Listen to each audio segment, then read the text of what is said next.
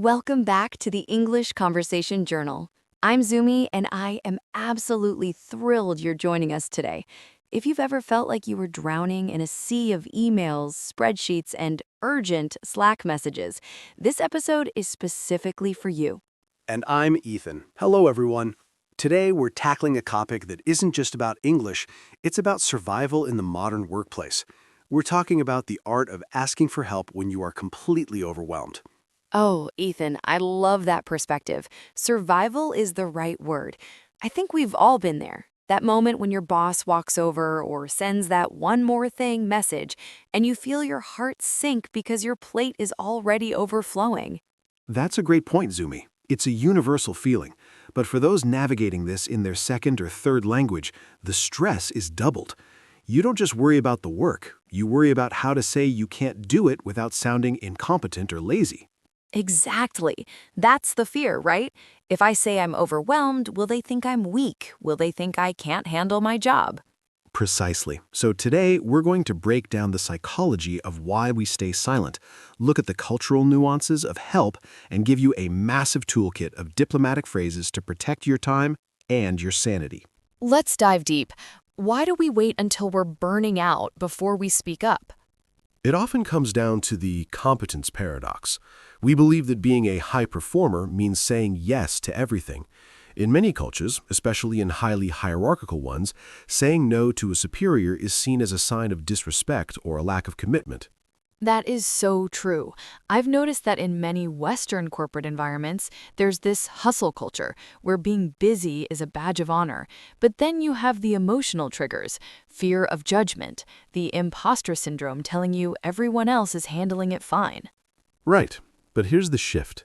In a high-level English-speaking business context, a manager's greatest fear isn't that you're busy, it's that you'll miss a deadline without telling them. Silence is actually more dangerous than a request for help. I love that. So it's actually more professional to speak up. Absolutely. It's about strategic transparency. Let's look at how this plays out over time. Imagine a present situation. You have 3 projects due on Friday. Your boss gives you a 4th. You say, okay, I'll try my best, but you know it's impossible. And then the past mistake. You work until 2 a.m., you're exhausted, the quality of all 4 projects drops, and you actually miss the deadline for the most important one. Your boss is frustrated because they could have reassigned it if they knew. Now, the future improved outcome. When the 4th task arrives, you immediately communicate. You say, I'd love to help with this, but given my current commitments to Project X and Y, I'm concerned about the quality of the output.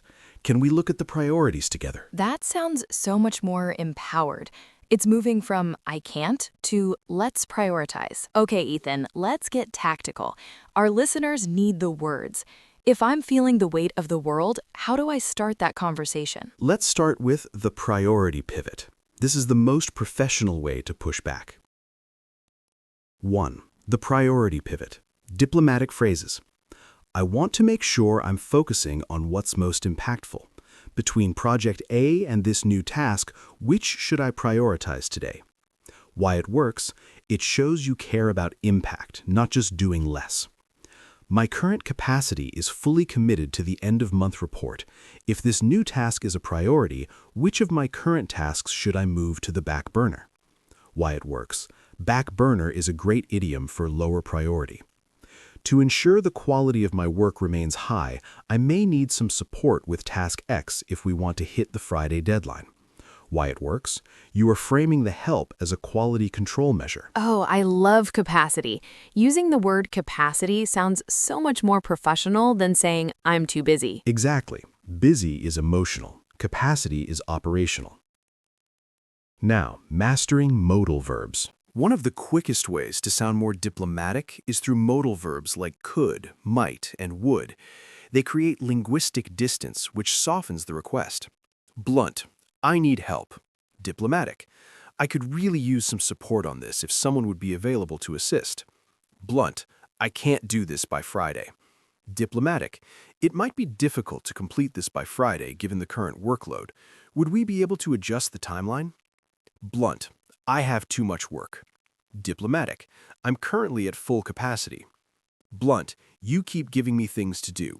Diplomatic, I've seen a significant increase in my task volume recently. Blunt, I'm not doing that. Diplomatic, I'm not sure I'm the best person to lead this right now. Blunt, stop emailing me. Diplomatic, I'll be able to give this my full attention once I clear my current queue. Let's put this into practice. Ethan, you be the manager. Dave, you're a bit of a work piler. You don't mean to be mean, you're just busy yourself. I'll be the employee, Sarah, who is drowning. Hey, Sarah, great job on that client pitch yesterday. Listen, I just got off a call with the regional director. They need a full competitor analysis by tomorrow afternoon. I figured you're the best person for it. Can you grab that? Thanks, Dave. I'm glad the pitch went well.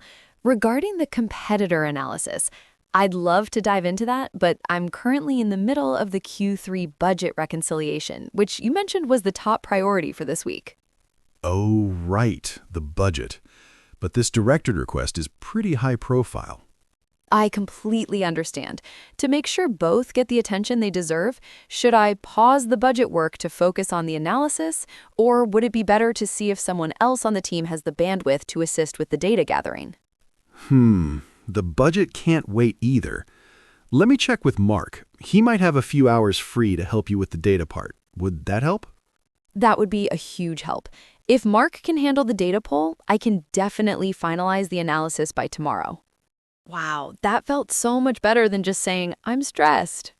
Did you notice what Sarah did there? She didn't say no. She offered a choice. Managers love choices. You gave him two paths, and he chose the one that solved the problem for both of you. Before we wrap up, we have to talk about how you say it. Yes, if you say these diplomatic phrases with a shaky voice or a frustrated tone, the diplomacy disappears. Exactly. 1. Pausing. Don't answer immediately. When a new task is given, take a breath. It shows you are thinking strategically, not reacting emotionally. 2. The rising intonation trap. Don't end your sentences like a question if you are making a statement about your capacity. Be firm but kind. 3. Hierarchy. If you're talking to a CEO, use more formal modals, like I would welcome the opportunity to discuss my current priorities. If it's a peer, you can be more direct. Hey, I'm a bit underwater right now. Can we sync on this later? This has been such an eye-opener. Asking for help isn't about being less than. It's about being more professional. Precisely. It's about resource management. You are the resource. So here is your weekly challenge. Identify one task on your list that is making you feel overwhelmed.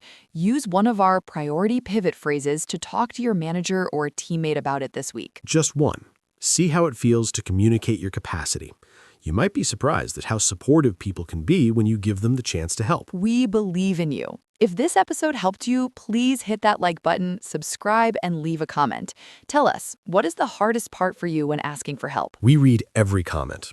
Until next time, keep communicating with confidence. Bye, everyone.